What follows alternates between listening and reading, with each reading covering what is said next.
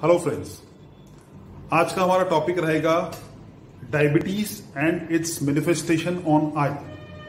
Diabetes के अपनी आंख पे होने वाला असर। डायबिटीज आंख के हर एक पार्ट को इफेक्ट करता है।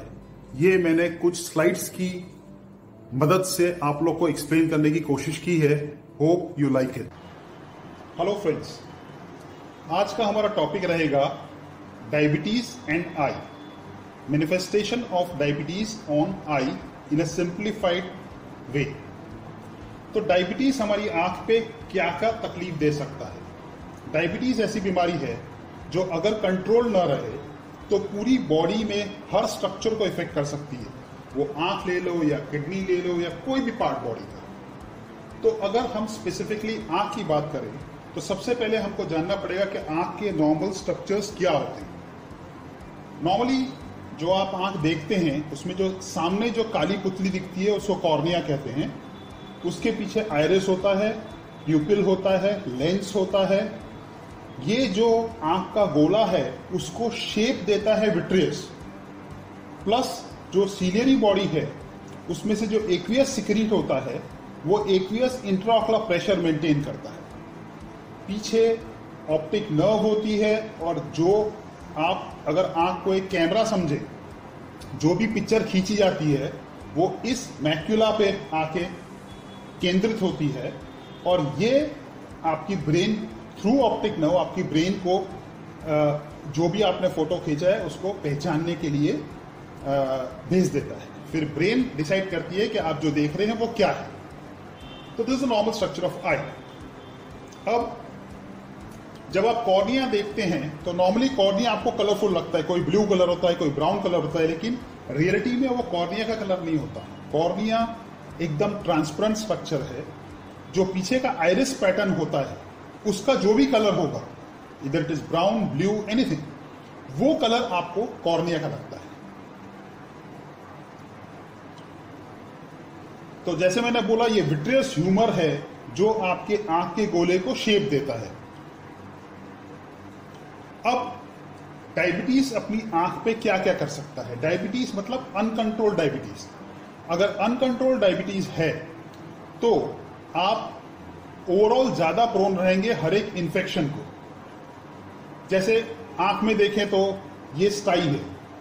अब स्टाई और कैलेजियन, इन दो में क्या फर्क है। स्टाई आपकी जो आईलिड की मार्जिन होती है, बालों के बेस में जो छोटी सी गांठ होती है, पस होता है उसके अंदर, वो स्टाई कहलाती है। लेकिन जब वो लिड मार्जिन से थोड़ा पीछे की तरफ होगी तो इसको कैलेजियन कहते हैं। स्टाई और कैलेजियन में ये फर्क है कि आपको इमीडिएटली उसको ट्रीट करना है। अगर आपने 7 दिन से ज्यादा अनट्रीटेड छोड़ दिया तो फिर चांसेस बढ़ जाते हैं आपको कैलेजियन एक्सीजन या स्टाई एक्सीजन कराने की। उसकी सर्जरी होती है। फिर आता है कंजंक्टिवा। कंजंक्टिवा आपके काली जो पुतली है, कॉर्निया के साइड वाला जो ट्रांसपेरेंट पोर्शन होता है, वो कंजंक्टिवा कहलाता है।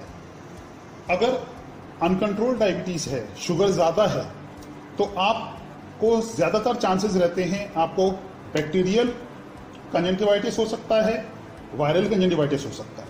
अब दोनों में डिफरेंस क्या है। जो बैक्टीरियल कंजंक्टिवाइटिस है, ये याद रखिएगा, उसमें डिस्चार्ज ज्यादा होगा, आपकी आंख चिपकेगी, क्रस्टिंग होगा, साइड्स में पूरा पस दिखेगा। ये बैक्टीरियल कंजंक्टिवाइटिस है। वायरल कंजंक्टिवाइटिस जो होता है उसमें पानी जैसा कोपियस डिस्चार्ज होगा, लेकिन ऐसा पस जैसा डिस्चार्ज नहीं होगा। आंखें बहुत लाल हो जाएंगी। लेकिन वायरल कंजंक्टिवाइटिस जो होता है वो बहुत ज्यादा इन्फेक्टिव होता है। इसलिए हमेशा डायबिटीज को कंट्रोल में रखना बहुत जरूरी है। फिर आता है कॉर्निया। कॉर्निया में हर तरह के अल्सर्स जो होते हैं, वो जिसका भी शुगर ज्यादा है वो ज्यादा प्रोन रहता है इन अल्सर्स के लिए। कॉर्निया में अगर डायबिटिक पेशेंट है और किसी भी कारण से अगर कॉर्निया में छोटा सा भी एब्रेशन हो जाता है और उसमें इन्फेक्शन हुआ तो उसमें आपको ये बैक्टीरियल अल्सर हो सकता है। ये जो डेंड्राइटिक पैटर्न होता है वो वायरल अल्सर होता है। और ये जैसे आप फूग देखते हैं, लकड़ी में फूग उगती हुई, ये फंगल अल्सर होता है। तो you are prone to bacterial ulcer, viral ulcer और फंगल अल्सर। अगर उसके पीछे जाएं तो दिस इज द एंगल। अब नॉर्मल जो प्रोसेस होती है वो सीलिया में से जो आपका एक्वियस ह्यूमर सिक्रीट होता है वो आइरिस के पीछे से यहां आता है, प्यूपिल में से बाहर जाता है और इस एंगल में से फिर ट्रेबेकुलर मैशर में से बाहर चला जाता है। ये कंटिन्यूस प्रोसेस चलती है। इससे अपना इंट्राऑक्यूलर प्रेशर मेंटेन रहता है और ये लेंस से कॉर्निया का शेप मेंटेन रहता है। अब अगर आपको डायबिटीज है तो डायबिटीज में जो हाइपोक्सिया होने की वजह से, ऑक्सीजन की कमी होने की वजह से जो एंगल होता है, इस एंगल में ऐसी नई नसें डेवलप हो जाती हैं और ये नसें उस एंगल को ब्लॉक कर देती हैं। इससे आपको न्यूवास्कुलर ग्लूकोमा होने के चांसेस रहते हैं, जिसको झामर कहते हैं। उसके बाद आता है लेंस। तो लेंस में हर तरह का कैटरेक्ट डायबिटिक पेशेंट को जल्दी होता है।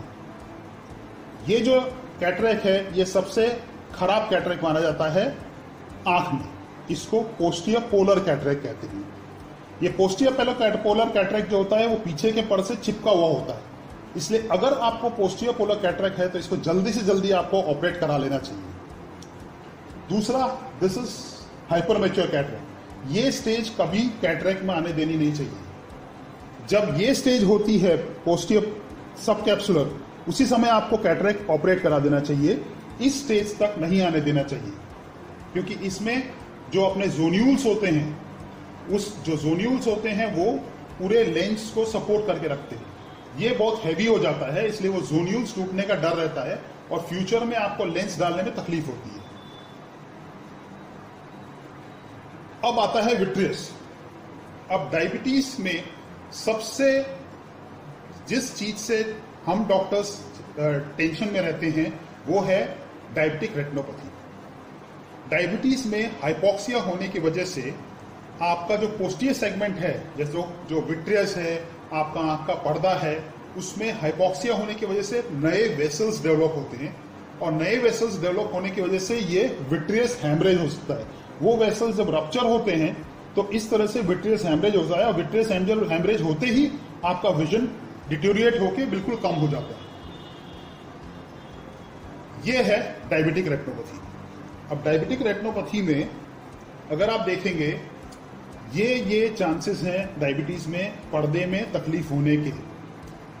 हाइपोक्सिया की वजह से हार्ड एक्सुडेट हो सकता है, आपका फोविया में मतलब मैक्यूला में सूजन आ सकती है, आपके जो मेन ब्लड वेसल्स हैं उसके आसपास हेमरेजेस हो सकते हैं, जिसको डॉट एंड ब्लॉट हेमरेज कहते हैं, और माइक्रो एन्यूरिज्म्स हो सकते हैं। माइक्रो एन्यूरिज्म मतलब क्या? जब रेटिना के कुछ पोर्शन को ऑक्सीजन कम मिलता है तो वहां की जो आसपास का एरिया है वो ब्लड बिना का हाइपोक्सिक एरिया होने की वजह से जो ये मेन वेसल्स हैं उसमें से नए वेसल्स डेवलप होते हैं। जो नए वेसल्स होते हैं, ये नए वेसल्स उधर जाके उसको ब्लड तो देते हैं, लेकिन ये वेसल्स बाद में कॉन्ट्रैक्ट करते हैं और कॉन्ट्रैक्ट करने के बाद रप्चर कर जाते हैं और रप्चर करने के बाद इस तरह से हैमरेजेस हो जाते हैं। तो ये नए वेसल्स को डायग्नोज करना और इनको ब्लॉक कर देना बहुत जरूरी है। ये लेजर से किया जाता है। जैसे ये है, देखिए, ये भी आंख के पर्दे में ये सब एक्सुडेट्स हैं, सॉफ्ट कॉटन एक्सुडेट्स हैं, हार्ड एक्सुडेट्स हैं, हेमरेजेस हैं। ये सब आंख के पर्दे में डायबिटीज की वजह से ये एबनॉर्मल ब्लड वेसल्स हैं, विट्रियस हेमरेज है, ये सारे डॉट एंड ब्लॉट हेमरेजेस हैं, ये डॉट एंड ब्लॉट हेमरेजेस हैं, ये हार्ड एक्सुडेट्स हैं। अब डायबिटीज में दो तरह की रेटिनोपैथी होती है। एक है नॉन प्रोलिफरेटिव डायबिटिक रेटिनोपैथी, एक है proliferative diabetic retinopathy. Non proliferative diabetic retinopathy में विजन इतना डिटीरिएट नहीं होता है, विजन कम नहीं होता है, लेकिन प्रोलिफरेटिव डायबिटिक रेटिनोपैथी में विजन एकदम से कम हो जाता है and this is an emergency. इसलिए डायबिटीज के पेशेंट को हर 3 महीने शुरुआत में पर्दा दिखाते रहना चाहिए। अगर पर्दे में नॉन प्रोलिफरेटिव डायबिटिक रेटिनोपैथी है तो उसको रिवर्स किया जा सकता है, लेकिन this ultimately goes into proliferative diabetic retinopathy. तो हर डायबिटिक पेशेंट को यह बहुत जरूरी है कि हर 3 महीने शुरुआती तौर पे चेक कराते रहिए। अगर पर्दे में कोई चेंजेस नहीं आते तो फिर आप सालाना चेक करा सकते हैं, लेकिन अगर चेंजेस हैं तो आपको एवरी 3 मंथ्स फॉलोअप करा के उस एरिया को देखना है कि नए वेसल्स आ रहे हैं, नए वेसल्स आ रहे हैं तो वो विट्रियस में तो नहीं जा रहे हैं, विट्रियस में जा रहे हैं तो वो कॉन्ट्रैक्ट तो नहीं हो रहे हैं, क्योंकि कॉन्ट्रैक्ट होंगे तो वो रेटाइनल डिटैचमेंट करेंगे और ऐसी फाइब्रस शीथ बना लेंगे। ये fibrous sheath ultimately retinal detachment करती है। दूसरा जो प्रॉब्लम होता है डायबिटीज में वो है मैक्यूलर इडीमा। डायबिटीज के हाइपोक्सिया की वजह से मैक्यूला के नीचे पानी भर जाता है और मैक्यूला में इडीमा हो जाता है। इडीमा होते ही आपका विजन बिल्कुल डिटेरियोरेट हो जाएगा। उसमें फिर आंख में विट्रियस में इंजेक्शन दिया जाता है। तो आपने सब देखा कि डायबिटीज आंख के हर एक पार्ट को इफेक्ट कर सकता है। इसलिए दोस्तों, अगर आपको डायबिटीज है तो प्लीज हर 3 महीने अपनी आंख चेक कराया कीजिए। Thank you.